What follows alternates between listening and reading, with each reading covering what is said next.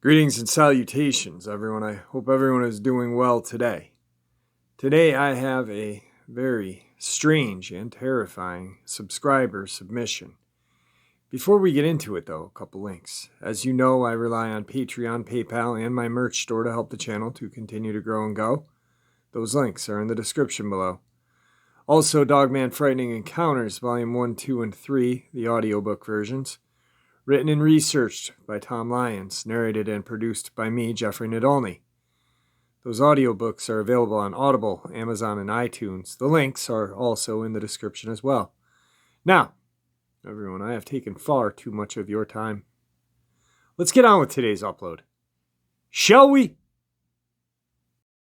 Hello, Jeff. My name is Robin. I've been a subscriber of yours for a few years. I don't participate in the chat or engage in social media. However, I never miss an upload. My encounter took place the weekend of Halloween in southeastern Oklahoma, Hochatown, Broken Bow to be precise. It was at a cabin I rented called Hank's Place. I'd been there in the previous months, which is relevant, but should not be confused in this encounter. I was recently single after being tied down for most of my life. I was figuring myself out, trying to find myself. As I had just turned 40 on Christmas Day, I'm a hairdresser by trade. I started painting and seeking a spiritual awakening. This all to be said, I started using a few mind-altering substances. I will not be sure if this played a part of my encounter. I can definitely tell you I was not under the influence when my encounter took place 10 years ago. I will lead in by saying that I wanted to go back to the woods, paint, connect with nature. I was hungry to find myself and perhaps the meaning of life. I contacted the owner of Hank's Place to see if I could rent a cabin for a few days. I live in redacted Oklahoma. Curiously, he called me instead of the usual email and invited me to stay for 4 days and pay for 2, as long as I'd leave good reviews. Being a single mom and no monetary help from the father, it sounded like a great deal. Now I planned on taking a companion, as my daughter was 16 and could take care of herself for a few days. She's very mature and has a good head on her shoulders. Naturally, I began seeking someone to accompany me on this well-found adventure. It seemed no one would be able to travel. After asking my closest gal pals and a romantic interest, absolutely no one was available.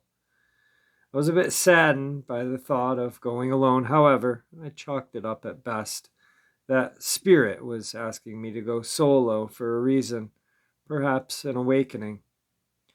The nights leading up to my departure were filled with strange dreams and prophecies, so to speak. Now, I've always believed in Bigfoot and subsequently have had paranormal/supernatural events throughout my life. I was still game. I needed a break from life as I knew it. Packed up my supplies, paints, canvas, clothes, etc. My daughter seemed set with a fridge full of food and her then boyfriend and his family looking in on her. Ford Explorer packed, I gave my daughter a hug. I set off with my iPod for tunes and a killer playlist. Stopped for smokes and energy drinks. It takes about 4.5 hours to reach my destination. Upon getting close, I secured my groceries at a local store, which was at the head of my town before I headed north to the cabin. Upon heading in that direction, a certain feeling of pure independence and freedom invoked me. I was delirious with happiness and joy that I was doing something cool, claiming my freedom. It took my truck to get up the trail to the location. Once there was a cattle gate. I knew what this was because I lived on a very small horse ranch growing up, so no big deal. I unsecured the gate by the chain, drove through, and threw around the chain to secure the gate behind me. Thought nothing of it as I recognized cattle in the distance, fenced in.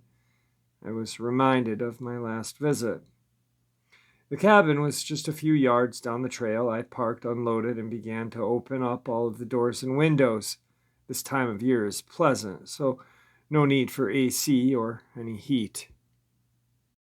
When I looked towards the gate, there was a big red fox strolling. It was strange because I encountered this fox when I stayed there before. Remember, relevant.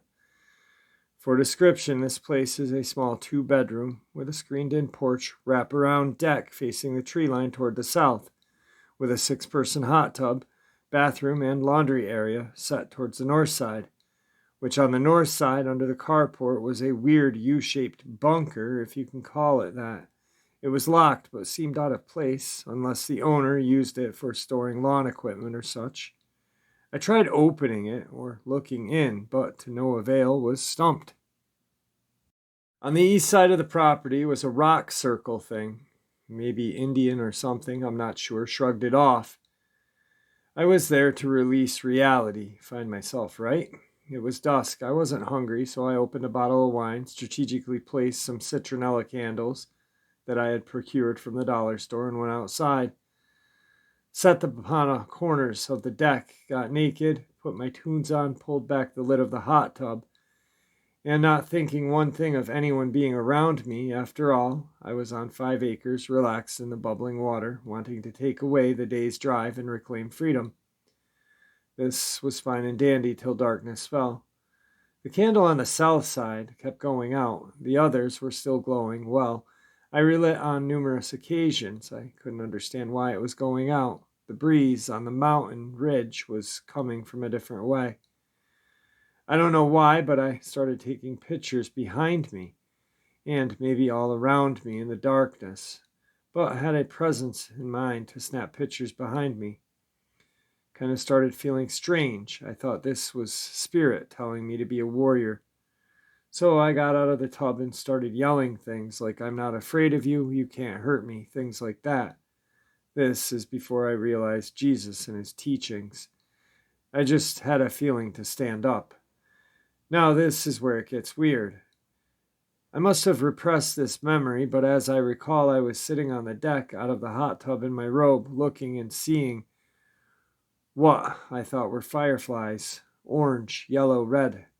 I remember thinking how beautiful it was. No memory after that, besides waking up in the cabin. Years later, coming around to memories of fireflies and figuring out that fireflies don't exist in October. There are 2 more days of the strangeness from this encounter. Believe me, it gets weirder. It helps to sort of talk about it. It's been haunting me. I am a real person with real experience. Listening to you has helped. Trying to give you as much detail as possible. Domestic chores call. I'll type out the rest of the encounter tomorrow. Think I need to because I'm going back to the same area at the end of October with friends. They don't understand my difficulties. I'm not crazy. I just need people to understand. Thank you for all you do. Sorry for the breaking email. It was dinner and I needed to prepare. I'm really trying to muster up the encounter. I'll give you all the details I can recall. The second day started out normal. I reopened the windows and doors. I closed them from the night before, as per usual. I had opened up a package of trail mix and let it stand on the dining room table. I was tidying things up. I had my tunes playing through my iPod and home speaker, happily moving about, just putting pillows from the couch back to purpose and washing my drinking cup, etc., when I experienced a nut being thrown at me. Was this a squirrel? It was thrown, and hard, and twice, while I was in the living space. Remember, all the doors and windows were now open, but the windows had screens. Side note, every time I was in the bathroom, facing west, the same side where the kitchen and nut came through, one open door, I had a feeling of being watched.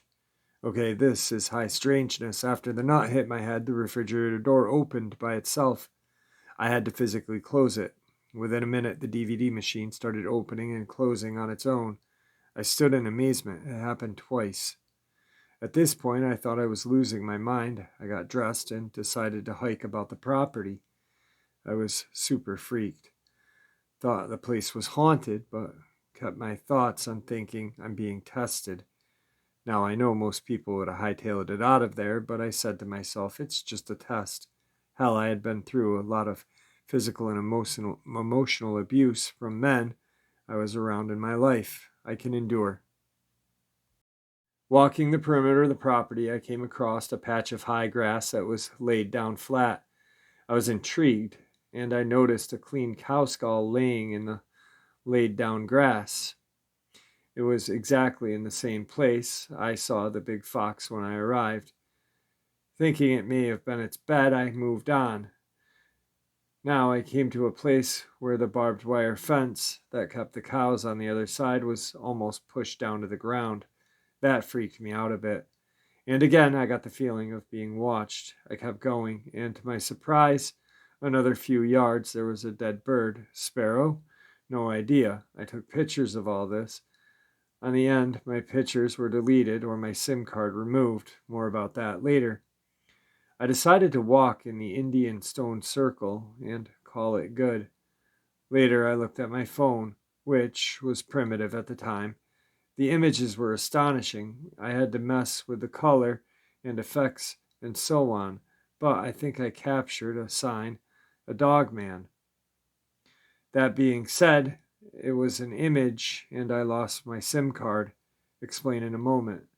Now, here is the real encounter.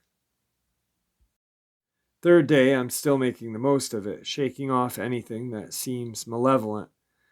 It's Halloween. I get up, stroll to the hot tub. It's rainy and foggy, a weird vibe. I try calling home. My daughter said there's weird shit happening at our house.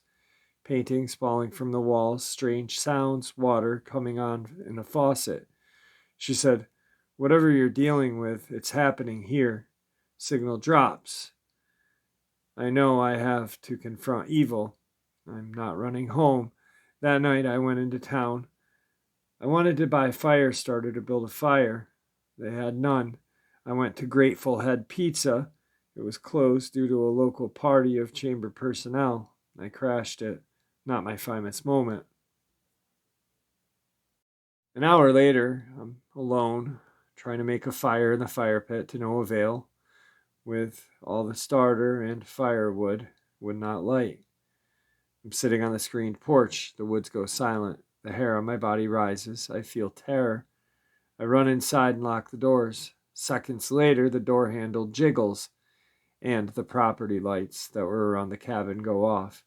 I'm freaked out. I close all the blinds and turn off the lights. Crazy screams/howls happened all night. Next day, I woke up literally 10 pounds lighter. I know because my pants did not fit. And also, my car battery would not start. I had to get a jump. And when you went to retrieve my SIM card for my phone, it was gone and all the texts about everything. So that's my encounter.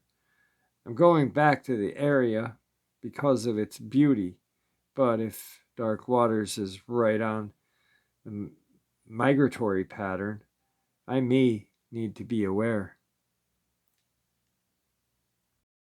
So after reading this and narrating it, I got thinking that I don't believe this is a Dogman. It may possibly be, but then I started to look into Native American tribes around that area, and the Choctaw was the predominant. And I found a very creepy thing that may be responsible for what you experienced.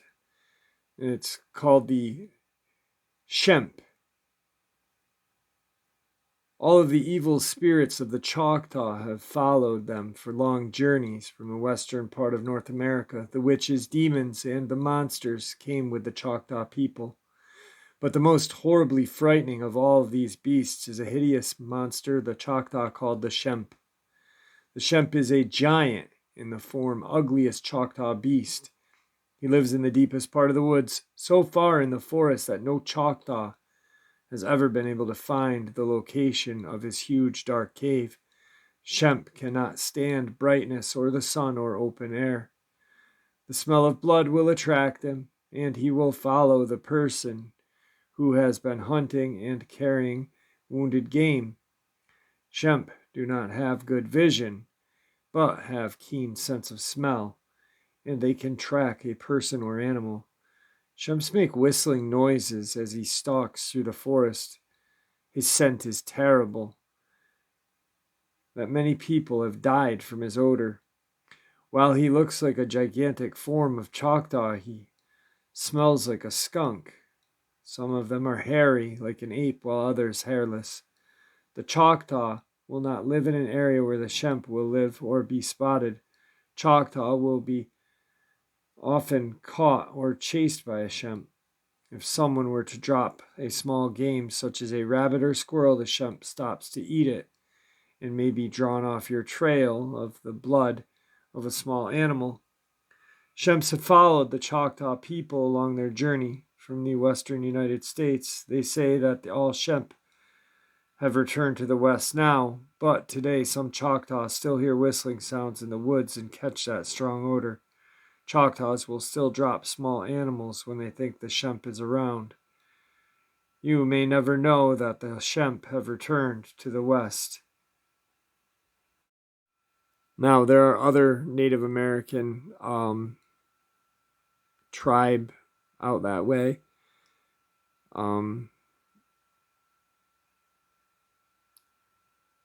For some reason, what is really jumping out at me, and it may not even be a Shemp.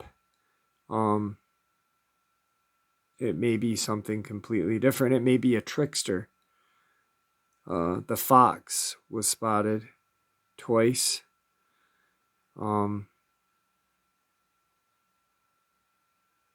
That would explain the nut being thrown, always feeling like you're being watched, the cow skull.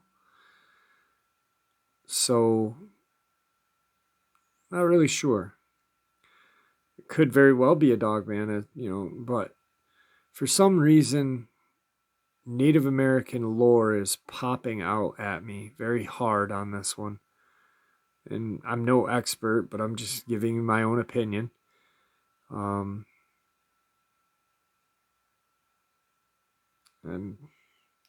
as for your trip coming up, I would remain with your friends most at all times. If you see that fox a third time, be very careful. Be aware of your surroundings. Don't let yourself or any of your friends be caught alone or caught off guard. Maybe bring some sage with you, some cedar, an abalone shell. Burn it. Bless this cabin that you're going to stay in with the sage, cedar.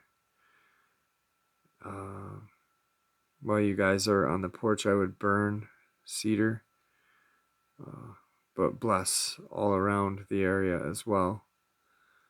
And remember to cleanse yourself and your friends if you go this route. If you don't, I understand completely. Being your friends may think there's something wrong with you if you start wafting sage smoke off all over them. But yeah, it could be a Dogman, but for me, I'm thinking some sort of Native American, indigenous to Oklahoma trickster, because the fox is a very tricky creature.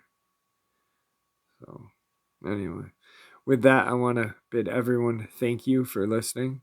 I want to thank Robin for sharing her experience with us. I'm going to give her a holler. I've got her phone number in the next couple of days and see if she'd like to come on and describe everything in her words.